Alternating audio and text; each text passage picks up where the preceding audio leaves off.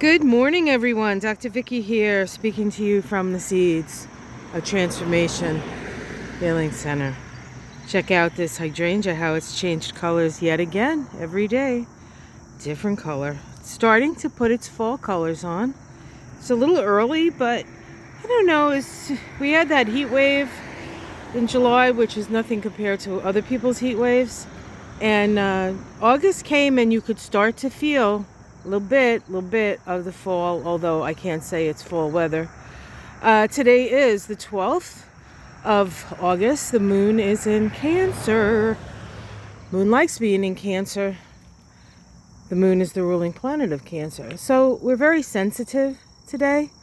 And that sensitivity can actually come in pretty handy today because, as I said yesterday, we have a trine between the Sun and Chiron. Yesterday we had an inconjunct between Chiron and Mars. Mars, the ruling planet of Aries, the sign that Chiron is in. But Mars was in Virgo, and so it required adjustments. And I said it was worth making the adjustments because today we have a lovely trine to the Sun. The Sun brings energy, and Chiron is healing.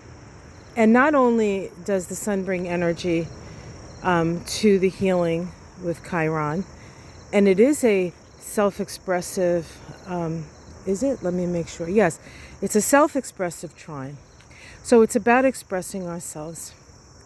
And right at the midpoint of that Sun-Chiron trine is Vesta in Gemini.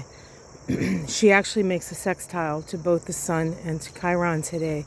And so she acts as, in a way, an intermediary. Now, trines have flow, and they can work behind the scenes, right? Just like if you live in a place where there's a rushing river behind your house.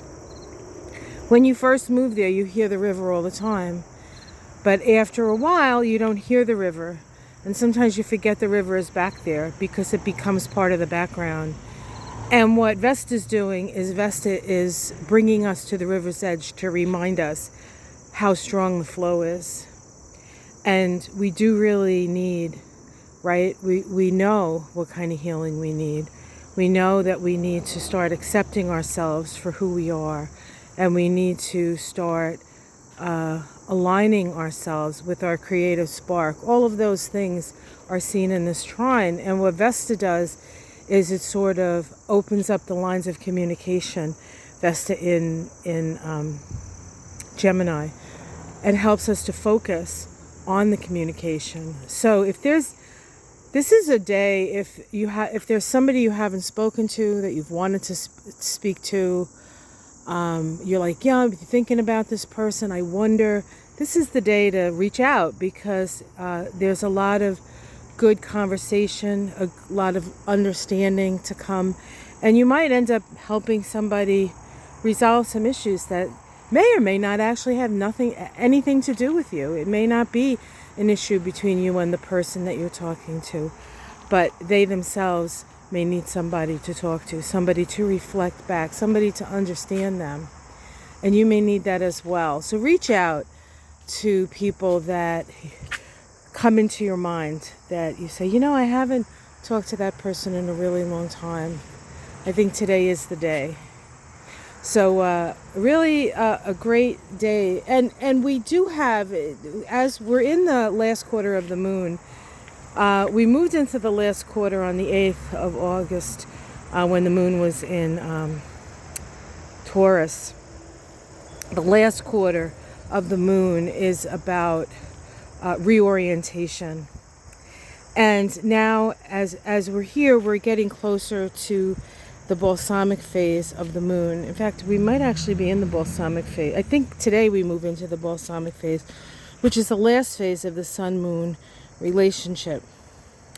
And that sun-moon relationship, and this part of it, is about extracting meaning from our experiences. Now, let's remind you that the lunation cycle that we're dealing with was that new moon in Cancer that occurred, was it on the 17th of July, right, with the nodes of the moon shifting the very same day, Pluto squaring the nodes, Then the full moon in Leo. It's been a very active and like bang, bang, bang kind of energy. Things are happening. Things are happening fast. And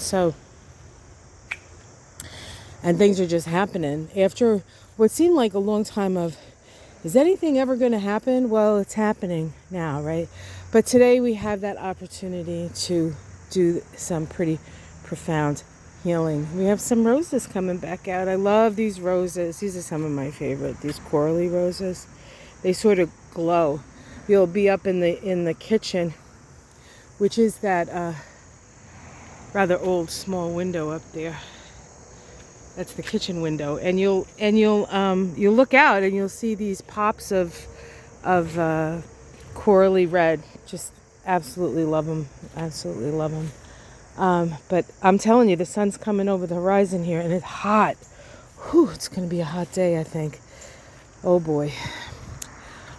We still have this unknown plant. I looked up the Johnson grass, and I don't think it's that.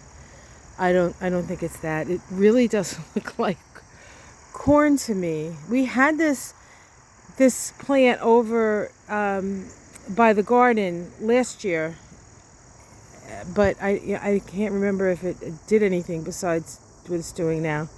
That big plant in the middle. But you know, there's the thrill, the spill, and the fill. Well, I guess that's the thrill, even though we don't know what's causing the thrill. Thrill, fill, and spill is how you make these things here.